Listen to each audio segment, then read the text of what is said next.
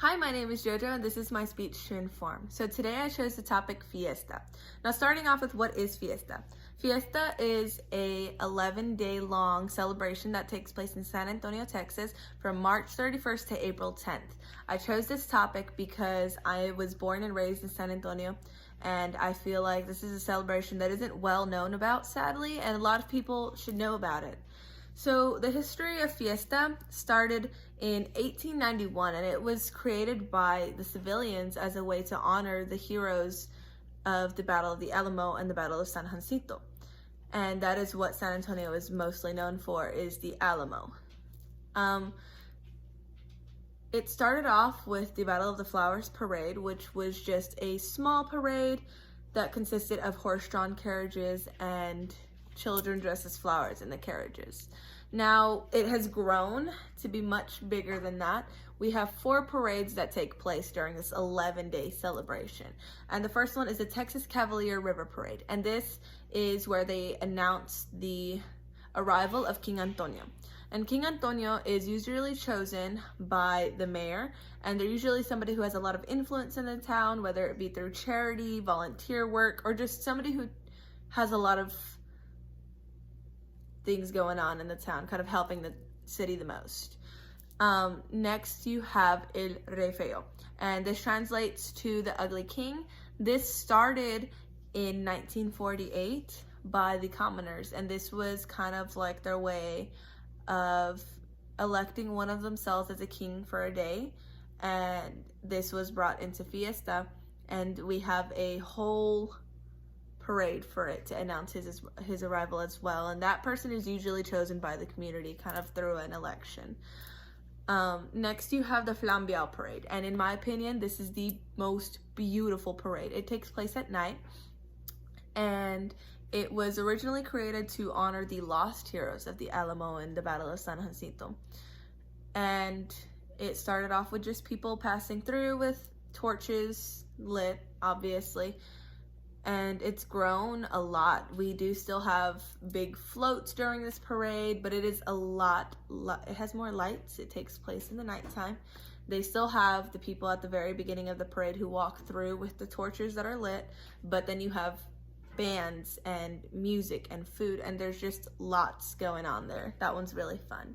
And then finally you have a night in old San Antonio, Texas. So this is basically, it just takes place on the Riverwalk, and it's a mini parade, and it is just a reenactment of the Battle of the Alamo. And they have people volunteer for these roles and work on these roles, and they try to keep it as historically accurate as they can. It is very fun to go see. That also takes place at night. And if you don't know what the Riverwalk is, the Rio Grande River runs right through San Antonio, and that is a huge tourist spot. You can go there, and there's shopping districts, malls, restaurants, all kind of boutiques, and lots of people go there, and there are boat rides as well, and that's where it takes place. So for customs, you've got food, clothes, and just kind of what you do during these days.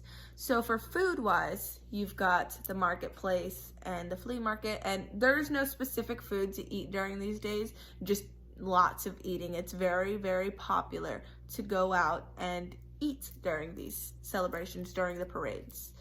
As for clothes, big flower crowns and big sombreros that are decorated with lights and glitter and flowers are key. You know, everybody's wearing them.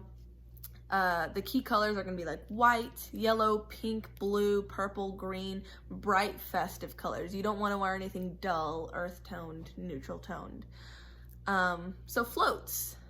Okay, so parades, when floats come through, we have the princesses. We have the entire royal court that is elected by the people for the fiesta, and it's usually through pageants as well.